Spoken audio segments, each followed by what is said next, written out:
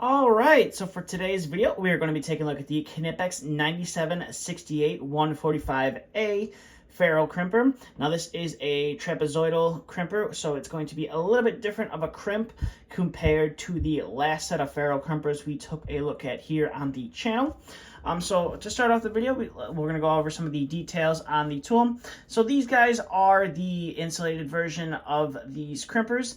I'm not sure if they have a dipped handle of these, but I believe they also have just a standard comfort grip version of these. So if you're not looking to get the insulated version like you see here, you can acquire just the standard comfort grip version of these. And like I said in the intro to the video, we have the model number, which is 97-68-145A, and this will do from 0.25 up to 2.25 millimeters squared wire.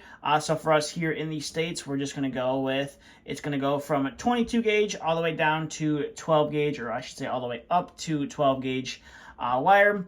They put 23 gauge and 13 gauge. Can't say I've ever seen a 23 gauge wire or a 13 gauge wire, but I could be missing something out there. But like I said, just for the video purpose, it goes from 22 to 12 gauge wire, and it'll crimp those ferrules. And then for this being a VDE or a insulated tool, you're going to have some of the certifications that the tool went through to prove that it can withstand 1,000 volts if indeed you come in contact with voltage. And then being a Knipex tool, just like I would say about 95 to maybe a little bit higher of their tools are made in Germany by Knipex themselves, so you're going to have that here on the tool. And then this guy was made in 2023.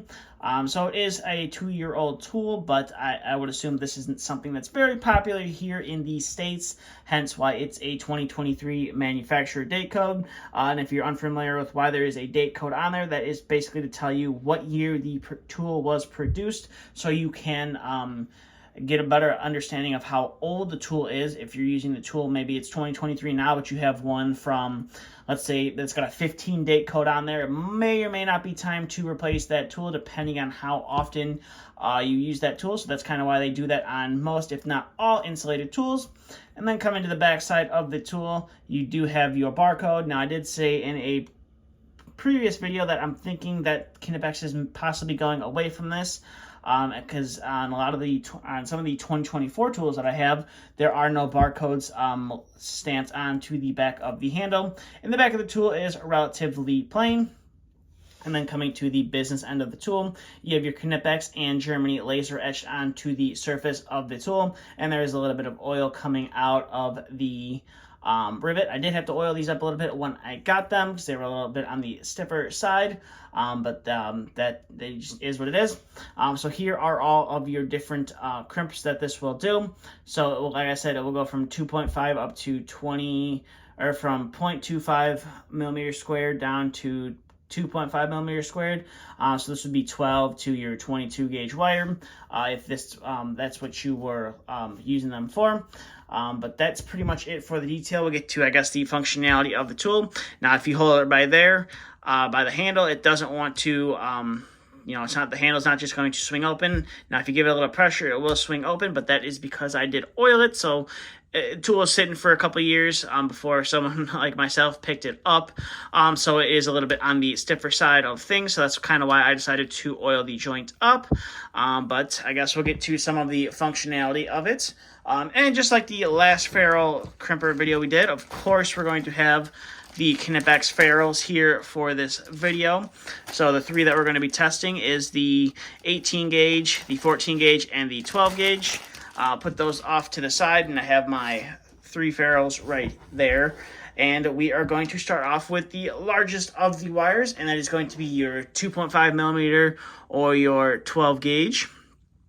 For the ferrules. So put that guy on there and we'll line him up, and we'll go ahead and crimp that ferrule. Just give it a nice squeeze, and then you just pop it off, and that is the crimp that this tool leaves behind. You can kind of see it's kind of like that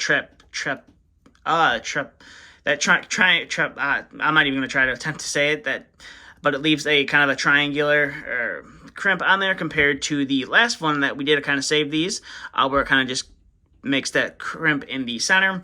So that is with the 12 gauge wire. So we'll set him off to the side, and we'll bring in our next wire, which is our 14 gauge wire.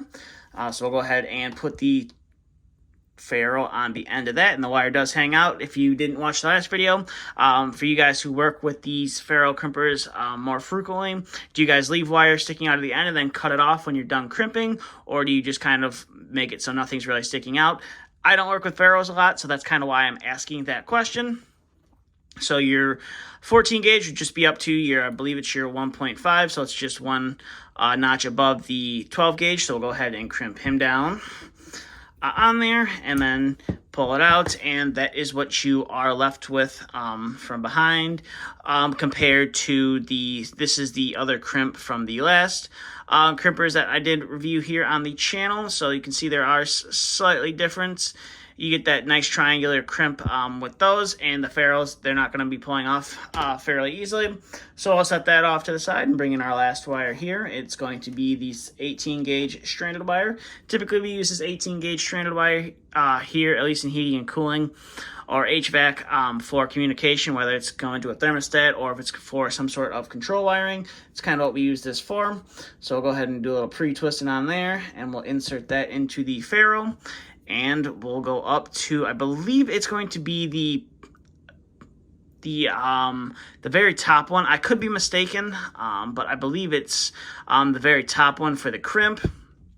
So we'll go ahead and crimp that down, and you see right there, it's not going to be coming off of that ferrule anytime soon. So overall, definitely they do get the job done.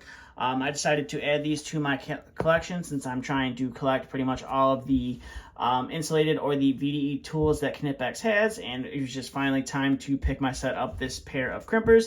These, unlike the last pair of crimpers, are a little bit easier to find. Quite a few of the US sellers do have them listed for sale. And like I said, they either have them in a insulated handle, as you see here, or they just hand them in the standard comfort grip handles. I'm not sure if they're going to, at the time of filming this video, Knipex does have a newer style of handle out for their comfort grip handles. I'm not sure if they're going to be the older comfort grip handles or they're going to be able to get the newer ones. I'm not 100% sure on that. But this is what the insulated versions of this tool look like.